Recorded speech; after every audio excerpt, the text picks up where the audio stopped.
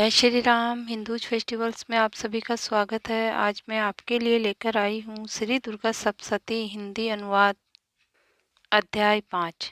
देवताओं द्वारा देवी की स्तुति। चंड मुंड के मुख से अंबिका के रूप की प्रशंसा सुनकर शुंभ का उनके पास दूत भेजना और दूत का निराश लौटना। ओम। इस उत्तर चरित्र के रुद्र ऋषि है, माँ सरस्वती देवता है, अनुष्टुप छंद है, भीमा शक्ति है, भामरी बीज है, सूर्य तत्व है और साम वेद स्वरूप है। श्री माँ सरस्वती की प्रसन्नता के लिए उत्तर चरित्र के पाठ में इसका विनियोग किया जाता है। जो अपने कर कमलों में घंटा, शूल, हल, शंख, मूसल, चक्र, धनुष और बाण धारण करती है, शरद ऋतु के शोभा संपन्न चंद्रमा के समान जिसकी मनोहर क्रांति है, जो तीनों लोकों की आधारभूता है और शुंभ आदि दैत्यों का नाश करने वाली है, तथा गौरी के शरीर में जिसका प्राकट्य हुआ है, उन महासरस्वती देवी का मैं निरंतर भजन करता हूँ, ध्यान करता हूँ। ऋषि कहते हैं, पूर्व काल में शुंभ और निशुंभ नामक असुरों ने अपने बल के घमंड में आकर सचिपति इंद्र के हाथों में तीनों लोकों का राज्य और यज्ञ भाग छीन लिए। वे दोनों सूर्य, चंद्रमा, कुबेर, यम और वरुण के अधिकार भी उपयोग करने लगे। वायु और अग्नि का कार्य भी वे ही करने लगे। उन दोनों ने सब देवताओं को अपमानित, राज्य भ्रष्ट, पराजित तथा अधिकारहीन करके स्वर्ग से निकाल दिया। उन दोनों महान असुरों से तिरस्कृत देवताओं ने अपराजिता देवी का स्मरण किया और सोचा, भगवती देवी जगदम्बा ने हम लोगों को वरदान दिया था कि आपत्ति काल में स्मरण करने पर मैं तुम्हारी सब आपत्तियों का तत्काल नाश कर दूंगी। ये विचार कर समस्त देवगण गिरिराज हिमालय पर गए और वहां भगवती विष्णु माया की स्तुति करने लगे। देवता बोले, भगवती देवी को नमस्कार है, महादेवी शिवा को सर्वदा नमस्कार है, प्रकृति एवं भद्रा को प्रणाम है। हम लोग नियम पूर्वक भगवती जगदम्बा को नमस्कार करते हैं। रौद्रा को नमस्कार है, नित्या, गौरी एवं धात्री को बारंबार नमस्कार है। ज्योत्सनामयी, चंद्र रूपिणी एवं सुख स्वरूपा देवी को सतत प्रणाम है। शरणागतों का कल्याण करने वाली वृद्धि एवं सिद्धि रूपा देवी को हम बारंबार प्रणाम करते हैं। राक्षसों की लक्ष्मी, राजाओं की लक्ष्मी तथा शिव पत्नी स्वरूपा आप जगदम्बा को बारंबार नमस्कार है। दुर्गा, दुर्गपारा, सारा, सर्वकारिणी, ख्याति, कृष्णा और धूम्रा देवी को सर्वदा नमस्कार है। अत्यंत सौम्य तथा अत्यंत रौद्र रूपा देवी को हम नमस्कार करते हैं। उन्हें हमारा बारंबार प्रणाम है। जगत की आधारभूता कीर्ति देवी को बारंबार नमस्कार है। जो देवी सब प्राणियों में विष्णु माया के नाम से कही जाती है, उनको नमस्कार है, उनको नमस्कार है, उनको बारंबार नमस्कार है। जो देवी सब प्राणियों में चेतना कहलाती है, उनको नमस्कार है, उनको नमस्कार है, उनको बारंबार नमस्कार है। जो देवी सब प्राणियों में बुद्धि रूप में स्थित है, उनको नमस्कार है, उनको कोटि कोटि नमस्कार है। जो देवी सब प्राणियों में निंद्रा रूप में निवास करती है, उनको नमस्कार है, उनको नमस्कार है, उनको बारंबार नमस्कार है। जो देवी सब प्राणियों में शुद्धा रूप में स्थित है, उनको नमस्कार है, उनको नमस्कार है, उनको बारंबार नमस्कार। जो देवी सब प्राणियों में छाया रूप में स्थित है, उनको नमस्कार है, उनको नमस्कार है, उनको बारंबार नमस्कार है। जो देवी सब प्राणियों में शक्ति रूप में स्थित है, उनको नमस्कार है, उनको नमस्कार है, उनको बारंबार नमस्कार है। जो देवी सब प्राणियों में तृष्णा रूप में स्थित है, उनको नमस्कार है, उनको नमस्कार है, उनको बारंबार नमस्कार है। जो देवी सब प्राणियों में शांति समा रूप में स्थित है, उनको नमस्कार है, उनको नमस्कार है, उनको बारंबार नमस्कार है। जो देवी सब प्राणियों में जाति रूप में स्थित है, उनको नमस्कार है, उनको नमस्कार है, उनको बारंबार नमस्कार है। जो देवी सब प्राणियों में लज्जा रूप में निवास करती है, उनको नमस्कार है, उनको नमस्कार है, उनको बारंबार नमस्कार है। जो देवी सब प्राणियों में शांति रूप में स्थित है, उनको नमस्कार है, उनको नमस्कार है, उनको बारंबार नमस्कार है। जो देवी सब प्राणियों में श्रद्धा रूप में स्थित है, उनको नमस्कार है, उनको बारंबार नमस्कार है। जो देवी सब प्राणियों में क्रांति रूप में स्थित है, उनको नमस्कार है, उनको नमस्कार है, उनको बारंबार नमस्कार है। जो देवी सब प्राणियों में लक्ष्मी रूप में स्थित है, उनको नमस्कार है, उनको नमस्कार है, उनको बारंबार नमस्कार है। जो देवी सब प्राणियों में वृत्ति रूप में स्थित है, उनको नमस्कार है, उनको नमस्कार है, उनको बारंबार नमस्कार है। जो देवी सब प्राणियों में स्मृति रूप में स्थित है, उनको नमस्कार है, उनको नमस्कार है, उनको बारंबार नमस्कार है। जो देवी सब प्राणियों में दया रूप में स्थित है, उनको नमस्कार है, उनको नमस्कार है, उनको बारंबार नमस्कार है।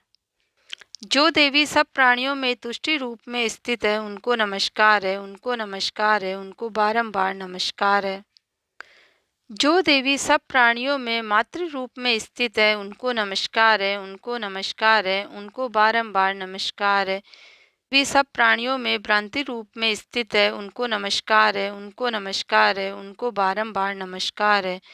जो जीवों के इंद्रिय वर्ग की अधिष्ठात्री देवी एवं सब प्राणियों में सदा व्याप्त रहने वाली है, उन व्याप्ति देवी को बारंबार नमस्कार है।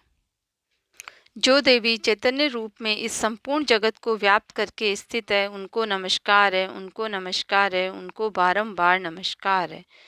पूर्व काल में अपने अभिष्ट की प्राप्ति होने से देवताओं ने जिनकी स्तुति की तथा देवराज इंद्र ने बहुत दिनों तक जिनका सेवन किया, वह कल्याण की साधना भूता ईश्वरी हमारा कल्याण और मंगल करे तथा सारी आपत्तियों का नाश कर डाले।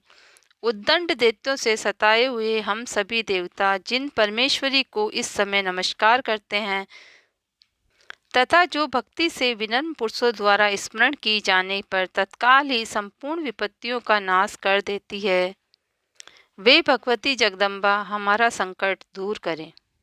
ऋषि कहते हैं, राजन, इस प्रकार जब देवता स्तुति कर रहे थे उस समय पार्वती देवी गंगा जी के जल में स्नान करने के लिए वहां आई। उस सुंदर भौवें वाली भगवती ने देवताओं से पूछा, आप लोग यहाँ किसकी स्तुति करते हैं? तब उन्हीं के शरीर कोश से प्रकट हुई शिवा देवी बोली, शुंभ दैत्य से तिरस्कृत और युद्ध से निशुंभ को पराजित हो यहाँ एकत्रित हुए हैं। ये दैत्यों से तिरस्कृत और युद्ध में निशुंभ से पराजित हो यहाँ एकत्रित हुए हैं। ये समस्त देवता ये मेरी ही स्तुति कर रहे हैं। पार्वती जी के शरीर कोश से माँ भगवती अंबिका का प्रादुर्भाव हुआ था, इसीलिए वे समस्त लोकों में कौशिकी कही जाती है। कौशिकी के प्रकट होने के बाद पार्वती देवी का शरीर काले रंग का हो गया, अतः वे हिमालय पर रहने वाली कालिका देवी के नाम से संसार में विख्यात हुई। तदंतर शुंभ निशुंभ के भृत्य चंड मुंड वहां आए और उन्होंने परम मनोहर रूप धारण करने वाली माँ भगवती अंबिका देवी को देखा। फिर वे शुंभ के पास जाकर बोले, महाराज, एक अत्यंत मनोहर स्त्री जो अपने दिव्य क्रांति से हिमालय प्रकाशित कर रही है, वैसा उत्तम रूप कहीं किसी ने नहीं देखा होगा। हे असुरेश्वर, पता लगाइए वह देवी कौन है और उसे ले लीजिए। स्त्रियां तो वह रत्न है, उसका प्रत्येक अंग बहुत ही सुंदर है तथा वह अपने श्री अंगों की प्रभा से संपूर्ण दिशाओं में प्रकाश फैला रही है। दैत्यराज, अभी वह हिमालय पर ही मौजूद है, आप उसे देख सकते हैं। प्रभु, तीनों लोकों में मणि, हाथी और घोड़े आदि जितने भी रत्न वे सब इस समय आपके घर में ही शोभा पा रहे हैं। हाथियों में रत्नभूत ऐरावत, वह पराजिता का वृक्ष और उच्च सर्वा घोड़ा, ये सब आपने इंद्र से ले लिया है। हंसों से जुता हुआ ये विमान भी आपके आंगन में शोभा पाता है। ये रत्नभूत अद्भुत विमान जो पहले ब्रह्मा जी के पास था, अब आपके यहाँ लाया गया है। यह माँ पद्म नामक निधि आप कुबेर से छीन कर लाए हैं। समुद्र ने भी आपको किंजकलिनी नाम की माला भेंट की है, जो केसरों से सुशोभित है और जिसके कमल कभी कुमलाते नहीं है। सुवर्ण की वर्षा करने वाला वरुण का छत्र भी आपके घर में शोभा पाता है तथा यह श्रेष्ठ रथ जो पहले प्रजापति के अधिकार में था, अब आपके पास मौजूद है। दैत्येश्वर मृत्यु की उत्तराखंडता नाम वाली शक्ति भी आपने छीन ली है तथा वरुण का पाश और समुद्र में होने वाले सब प्रकार के रत्न आपके भाई निशुंभ के अधिकार में है। अग्नि ने भी स्वयं शुद्ध किए हुए 2 वस्त्र आपकी सेवा में अर्पित किए हैं। हे दैत्यराज, इस प्रकार सभी रत्न आपने एकत्रित कर लिए हैं। फिर जो ये स्त्रियों में रत्न रूपी कल्याणमयी देवी है, इसे आप क्यों नहीं अपने अधिकार में कर लेते हैं? ऋषि कहते हैं, चंड मुंड का ये वचन सुनकर शुंभ ने महादैत्य सुग्रीव को दूत बनाकर देवी के पास भेजा और कहा, तुम मेरी आज्ञा से उसके सामने ये बातें कहना और ऐसा उपाय करना जिससे प्रसन्न होकर वह शीघ्र ही यहाँ आ जाए। वह दूत पर्वत के अत्यंत रमणीय प्रदेश में, जहाँ भगवती देवी मौजूद थी, गया और मधुर वाणी में कोमल वचन बोले। दूत बोला, हे देवी, दैत्यराज शुंभ इस समय तीनों लोकों के परमेश्वर है। मैं उन्हीं का भेजा हुआ दूत हूँ और यहाँ तुम्हारे ही पास आया हूँ। उनकी आज्ञा सदा सब देवता एक स्वर में ही मानते हैं, कोई उसका उल्लंघन नहीं कर सकता। वे संपूर्ण देवताओं को परास्त कर चुके हैं। उन्होंने तुम्हारे लिए जो संदेश दिया है उसे सुनो।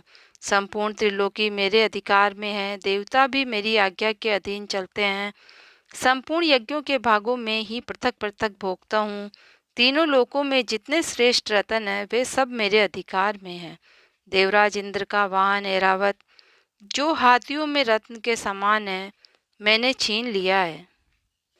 क्षीर सागर का मंथन करने से जो अश्वरत्न उच्च से सर्वा प्रकट हुआ था, उसे देवताओं ने मेरे पैर पकड़कर समर्पित किया है। हे सुंदरी, उनके सिवा और भी कितने रत्न भूत पदार्थ देवताओं, गंधर्वों और नागों के पास थे, वे सब मेरे ही पास आ गए हैं।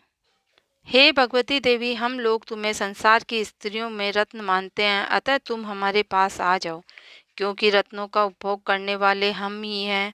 चंचल कटाक्षों वाली सुंदरी, तुम मेरी या मेरे भाई महापराक्रमी निशुंभ की सेवा में आ जाओ, क्योंकि तुम रत्न स्वरूपा हो। मेरा वर्ण करने से तुम्हें तुलना रहित महान ऐश्वर्य की प्राप्ति होगी। अपनी बुद्धि से ये विचार कर तुम मेरी पत्नी बन जाओ।